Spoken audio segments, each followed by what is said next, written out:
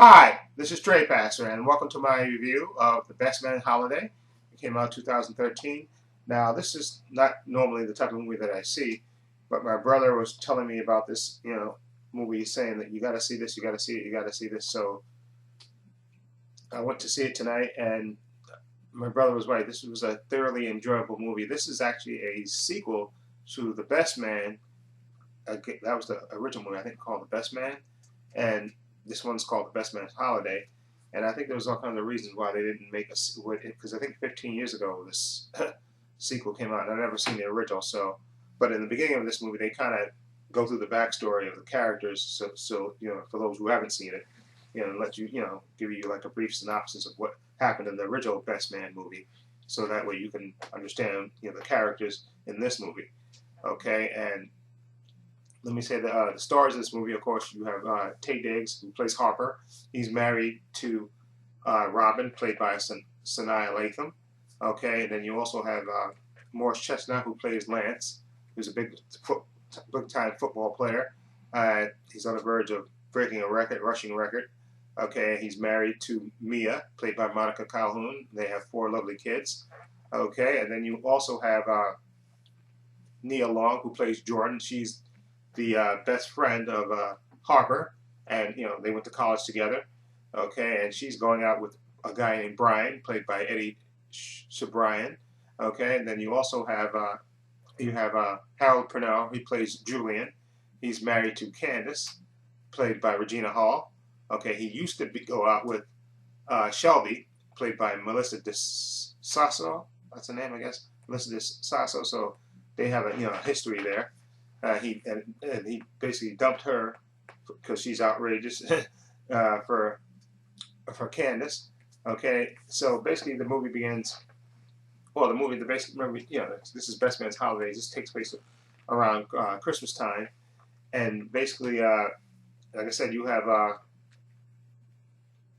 Taye Diggs, Harper's character. He's married to Robin, of course, and that's Sanaa Lathan, and she's as the movie opens, she's really pregnant, heavily pregnant, and the doctor's basically telling her to take it easy because I think by the way they talk, they're talking that she's had previous things where she lost the baby, so that the doctors wanted her to be careful. And of course, Harper is very played by Taye Diggs, is very concerned about his wife, doesn't want her to stress herself out.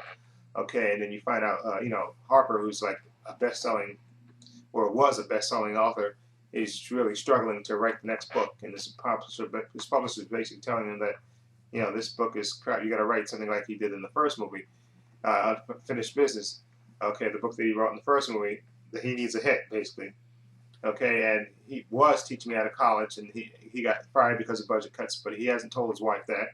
Okay, so in the midst of that, they get an invitation from Mia, inviting them up, and of course Julian and his wife Candace, and of course oh yeah, Terrence Howard's character Quentin. I didn't mention him. He's also like more of like a dog character, a player.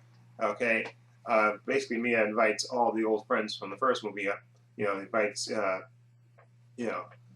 Jordan, her boyfriend, and Terrence Howard, Quentin, and Shelby. They invite them all up to spend it's basically to spend the weekend during Christmas, with their family. Okay, and of course, like I said, once the old gang gets back together, all the old rivalries start popping their head up. Also, Julian, played by Harold Bernard, he's like a teacher at this. He's running the school, and basically they show in the beginning of the movie when he's trying to woo a donor to his school, he finds out that his wife Candace, who used to be a stripper, one of her old videos went viral, and of course he's mortified at this because they're supposed to be running this respectable school, and one of the big donors basically saw it on the internet and turned them down. So he's looking for money and still struggling with the fact that his wife used to be a stripper and this video's gone viral.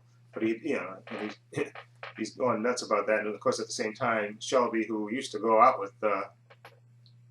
with Julian, is there with her daughter, and she's like a what do you call her, like a housewives of the, I think they call it not Atlanta, but it's one of those housewives, really outrageous on the show, and she's up in Julian's face all the time.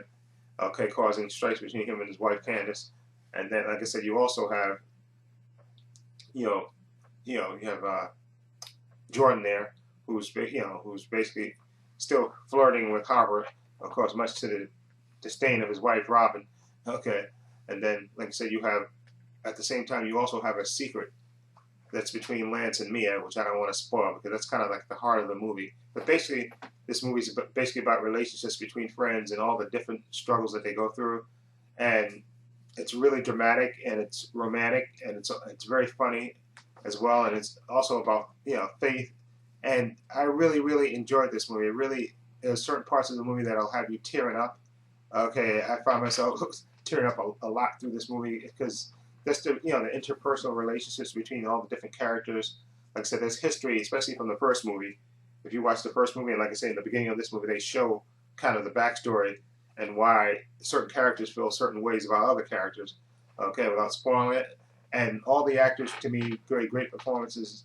And there's even that little, I think they did this in the first movie where all the guys get together and they kind of do like a little Showtime thing, where they dance and sing, and it looks really greatly coordinated and it's funny and it's just great to watch. And like I said, I love the interaction between all the characters, the actors and stuff. I thought all the actors gave great performances, and like I said, there were certain moments in it without spoiling it that just like I said, had me tearing up. It's just like I said, it's great that they got these people together. That way in the first movie got them back together to do this movie, and this movie is doing well, which I'm really proud of. And now this makes me want to see the first movie, okay, The Best Man, because this movie I just really really enjoyed this movie. Like I said, it's emotional, it's funny. Like I said, Terrence Howard provided the jokes. Like I said, he was the playboy guy, who's always cracking jokes and stuff, and and sending let's figure out what it was.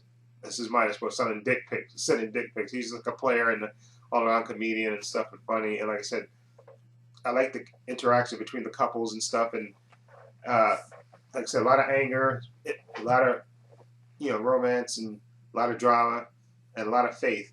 And I tell you, this movie really, really got to me, and I thoroughly enjoyed this movie. Okay, it really, really got to me, and sure, certain things are sort of predictable, but the journey to get there, I think, was very enjoyable. And like I said, and all the actors I thought were fantastic in this movie, and Malcolm Lee did an excellent job directing this. Okay, so I would definitely highly recommend this movie. And no, just because it's all black cast in it, except for one guy, Eddie Sheeran, who's white.